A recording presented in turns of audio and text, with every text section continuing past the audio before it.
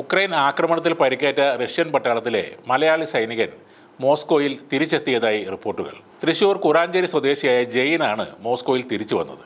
ഞായറാഴ്ച പുലർച്ചെയോടെ മോസ്കോയിൽ തിരിച്ചെത്തിയ വിവരം ജെയിൻ വീട്ടുകാരെ വിളിച്ച് അറിയിക്കുകയായിരുന്നു. ഉക്രൈന്റെ ഷെല്ലാക്രമണത്തിൽ ജെയിനിന് ഗുരുതരമായി പരിക്കേറ്റിരുന്നു. അതിനു പിന്നാലെ ഉക്രൈനിൽ തന്നെയുള്ള ഒരു ആശുപത്രിയിൽ ജെയിൻ ചികിത്സയിലായിരുന്നു. ആരോഗ്യനില മെച്ചപ്പെട്ടത് കണക്കിലെടുത്ത് ജെയിനിനെ മോസ്കോയിൽ എത്തിക്കുകയായിരുന്നു. അപകടം നടന്നതുമായി ബന്ധപ്പെട്ട വിവരങ്ങൾ ജെയിന് ഓർമ്മയില്ലെന്നാണ് വിവരം. അതേസമയം ഉക്രൈന്റെ ആക്രമണത്തിൽ പരിക്കേറ്റ കുട്ടനല്ലൂർ സ്വദേശി ബിനിലിനെ കുറിച്ച് വിവരങ്ങൾ ഒന്നും തന്നെ ലഭിച്ചിട്ടുമില്ല. ജെയിൻ മോസ്കോയിലെത്തിയ വിവരം പുറത്തു വന്നതോടെ ബിനിലിന്റെ കുടുംബം ജെയിനുമായി ബന്ധപ്പെട്ടിരുന്നു. എന്നാൽ ആക്രമണത്തിൽ ബിനിലിനും ഗുരുതരമായി പരിക്കേറ്റിട്ടുണ്ടെന്ന് മാത്രമേ അറിയുള്ളൂവെന്നും എവിടെയാണ് ബിനിൽ ഉള്ളതെന്ന് തനിക്ക് അറിയില്ല എന്നുമാണ് ജെയിൻ പറയുന്നത്. ഇന്ത്യൻ എംബസിക്കും നോർക്കയ്ക്കും റഷ്യൻ എംബസിക്കും ബിനിലിനെ കുറിച്ചുള്ള കൂടുതൽ വിവരങ്ങൾ ലഭ്യമല്ല. ചാലക്കുടിയിലെ ഒരു ഏജന്റ് മുഖേന റഷ്യയിലേക്ക് പോയവരാണ് ഇവരെല്ലാം. യുദ്ധത്തിനിടെ മരിച്ച തൃക്കൂർ സ്വദേശി സന്ദീപ്, കൊടകര സ്വദേശി സന്തോഷ് ഷൺമുഖൻ, ബിനിൽ, ജെയിൻ, എറണാകുളം സ്വദേശി റെനിൽ തോമസ്, കൊല്ലം സ്വദേശി സിബി തോമസ് എന്നിവരാണ് റഷ്യൻ കൂലിപ്പട്ടാളത്തിൽ ചേരാൻ നാട് വിട്ടു പോയത്. പിന്നീട് റഷ്യയിൽ നിന്ന് തിരിച്ച് നാട്ടിലെത്താൻ യുവാക്കൾ സഹായം അഭ്യർത്ഥിച്ചിരുന്നു. യുവാക്കളെ നാട്ടിലെത്തിക്കണമെന്ന് ആവശ്യപ്പെട്ട്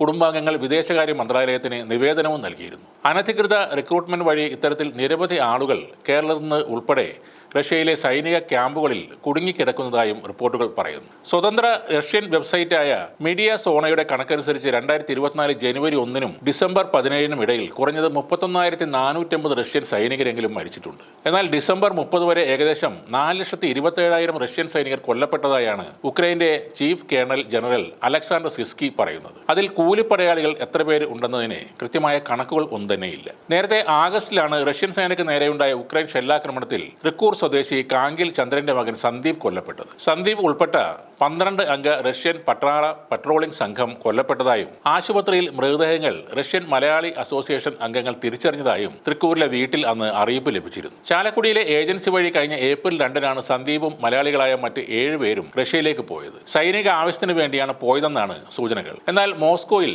റെസ്റ്റോറന്റിലെ ജോലിക്കാണെന്നാണ് വീട്ടുകാരോട് പറഞ്ഞിരുന്നത്. പിന്നീട് റഷ്യൻ സൈനിക ക്യാമ്പിലെ ക്യാന്റീനിലാണ് ജോലിയെന്നും തങ്ങൾ സുരക്ഷിതനാണെന്നും സന്ദീപ് വിളിച്ചു പറഞ്ഞിരുന്നു. പിന്നീട് വിളിച്ചപ്പോൾ പാസ്പോർട്ടും ഫോണും കളഞ്ഞു പോയെന്നും സന്ദീപ് പറഞ്ഞതായും ബന്ധുക്കൾ പറയുന്നു. എന്നാൽ സന്ദീപ് റഷ്യൻ പൗരത്വം സ്വീകരിച്ചതായും സൈന്യത്തിൽ ചേർന്നതായും അറിഞ്ഞിരുന്നു. പൗരത്വം ലഭിക്കുന്നതിന് സൈന്യത്തിൽ ചേരുന്ന സമ്പ്രദായം റഷ്യയിൽ ഇപ്പോഴും നിലനിൽക്കുന്നുണ്ട്.